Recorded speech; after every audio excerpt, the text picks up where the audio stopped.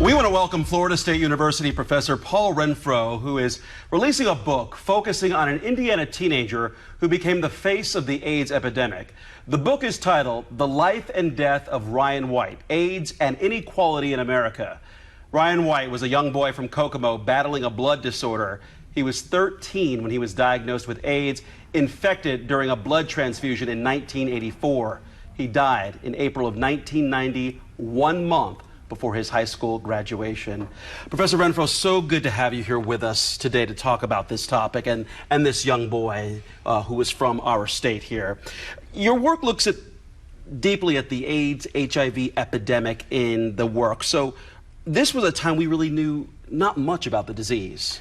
Right, especially when Ryan contracted HIV in the early to mid 1980s.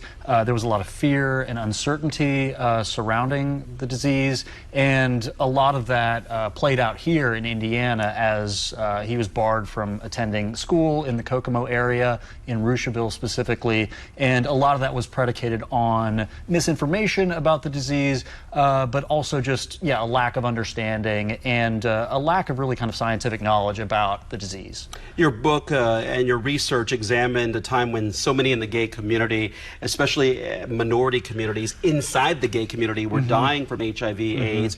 But then it looked at how this was taken seriously when this affected a population that generally seemed to be removed from this issue and from this epidemic. Right. So Ryan White became the face of AIDS, and he became really the innocent face of AIDS, and I use kind of scare quotes around innocent because there's this idea that he somehow contracted this through no fault of his own, and the implication is that others were somehow to blame for their misfortune, right, for contracting HIV and dealing with AIDS.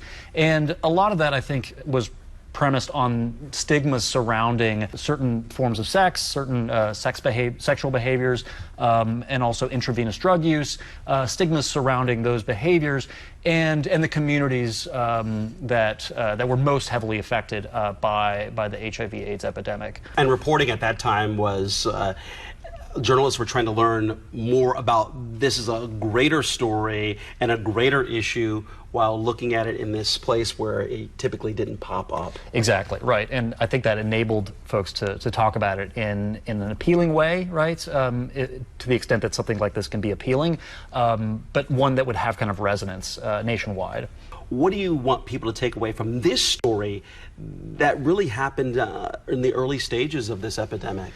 Yeah, I'd love for people to think more deeply about how the concept of innocence is used and operationalized, and how it serves to indict certain communities. And also, I'd love for people to kind of think more deeply about the fact that, yes, we've made these tremendous strides, but HIV and AIDS, even in the United States, are, tremendous problems. And, the epidemic is not over, as activists in the 80s and 90s and still today say. So I would like for people to really consider that fact. All right. The book is called The Life and Death of Ryan White, AIDS and Inequality in America. Tell us when it goes on in bookstores and when we can order. So it's available for pre-order now wherever you get your books, and it's $24.95 paperback, so that's very affordable. And it is officially published on October 22nd. Okay. Professor Renfro, great to see you. Thanks for stopping by. Really appreciate it.